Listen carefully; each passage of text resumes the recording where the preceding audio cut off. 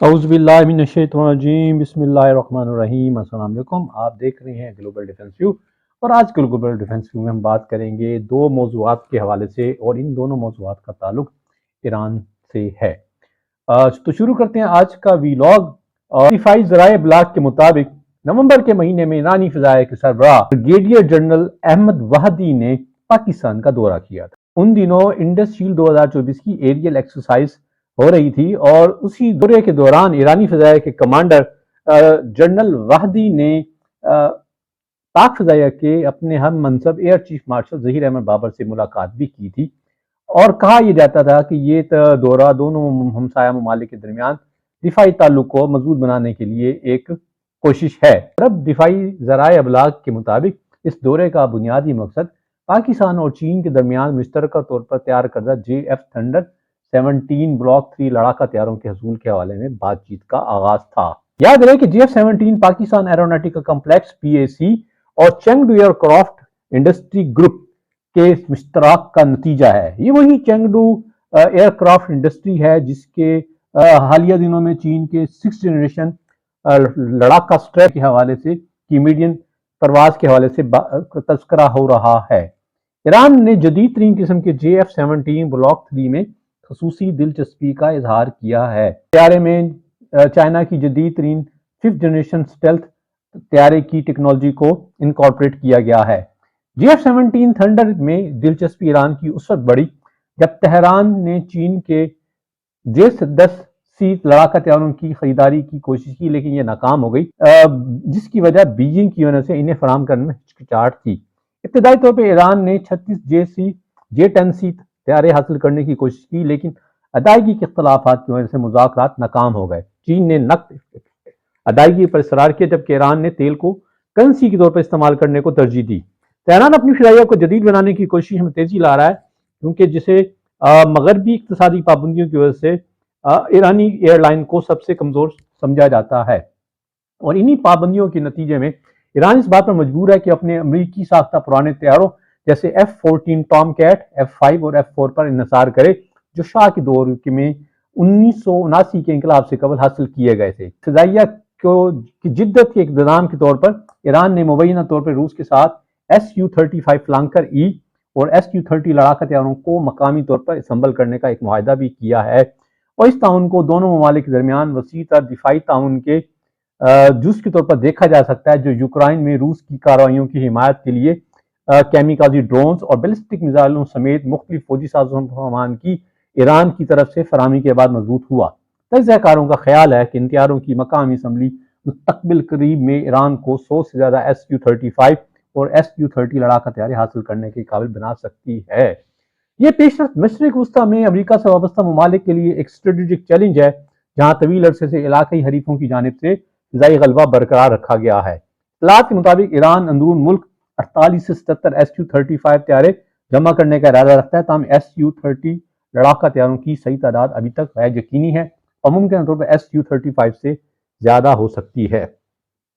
JF-17 block 3 کا یہ جدید ترین ویژن جدید ٹیکنالوجی سے لیس ہے، جس میں چائنا الیکٹرانکس ٹیکنالوجی گروپ کی جانب سے تیار کردہ KLJ-7 active electronic اسکینڈ array radar بھی شامل ہے۔ چینی فوجی تجزیہ کاروں کا دعویٰ ہے کہ KLJ-7A ریڈار امریکی F-35 لڑاکا طیاروں میں استعمال ہونے والے AN/APG-81 ریڈار اور Su-57 میں پائے جانے والے روس کے N036 بیسڈ ایرے ریڈار کے برابر ہے۔ اسی طرح فضا سے فضا میں مار کرنے والی ہتھیاروں کے لحاظ سے JF-17 بلاک 3 دو جدید میزائلوں سے لیس ہے، جس میں PL-10 ایک مختصر فاصلے تک مار کرنے والا میزائل جو امریکی ساختہ AMI-9X سے موازنہ کرتا ہے، اور PL-15 جس کی رینج 200 سے 300 کلومیٹر ہے، جو بھارتی لڑاکا طیاروں کی فضا سے فضا میں مار کرنے والی میزائلوں کی صلاحیت پر برتری فراہم کرتا ہے۔ بھی بالواسطہ طور پر ایران سے ہی ہے، لیکن اس میں دو اور فریقین شامل ہیں، یعنی امریکہ اور حوثی باغی۔ اب اطلاعات یہ ہے کہ جی ایک اور امریکہ کا MQ-9 ریپٹر ڈرون جو ہے وہ حوثیوں کے ہارے مارا گیا ہے۔ 7 اکتوبر 2023 کے فلسطین اور اسرائیل کے تنازع سے شروع ہونے والی جنگ کے بعد یہ اب تک حوثیوں جنگجوؤں کے ہاتھ سے مارا جانے والا 14واں MQ-9 ریپٹر ہے۔ جنرل اٹامک کے تیار کردہ MQ-9 ریپٹر ڈرون کی تباہی کے بعد امریکہ کو مجموعی طور پر $420 ملین کا نقصان اٹھانا پڑا ہے۔ واقعہ مشرق وسطی کے علاقے میں فضائی کارروائیوں میں امریکی فوج کو درپیش اہم چیلنجز کو اجاگر کرتا ہے۔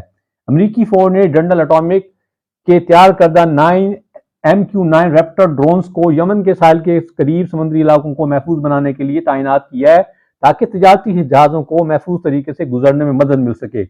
جدید امریکی ساختہ ڈرون 50,000 فٹ کی بلندی پر مسلسل 27 گھنٹے تک پرواز کرنے کی صلاحیت رکھتا ہے، جبکہ حساس سینسرز اور الیکٹرانک سسٹم سمیت 1.8 ٹن سے زیادہ وزنی پے لوڈ لے جانے کی صلاحیت رکھتا ہے۔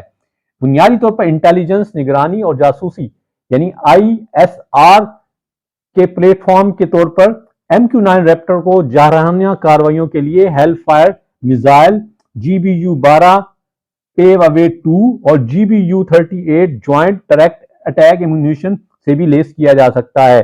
2021 کے اعداد و شمار کے مطابق امریکی فوج، خاص طور پر یونائٹڈ اسٹیٹس ایئر فورس، مبینہ طور پر 300 سے زیادہ MQ-9 ریپٹر چلاتی ہے، جنہیں پہلی بار 2007 میں سروس میں متعارف کیا گیا تھا، اور امریکی فوج MQ-9 ریپٹر کو 2035 میں سبکدوش کرنے کا ارادہ رکھتی ہے۔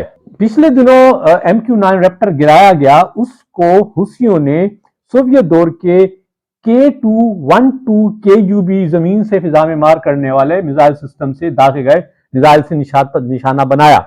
سوویت یونین کے تیار کردہ KUB میزائل سسٹم خودکار طریقے سے چلنے والا زمینی افواج، خاص طور پر ٹینک ڈویژنوں کو درمیانے اور کم اونچائی پر پرواز کرنے والے دشمن کے طیاروں کے فضائی حملوں سے بچانے کے لیے ڈیزائن کیا گیا ہے۔ KUB سسٹم 100 سے 200 میٹر اور 5 سے 7 کلومیٹر کی اونچائی پر 420 سے 600 میٹر فی سیکنڈ کی رفتار سے کرنے والے ہوائی ہدف کو نشانہ بنا سکتا ہے، جس کی رینج 20 کلومیٹر تک ہے۔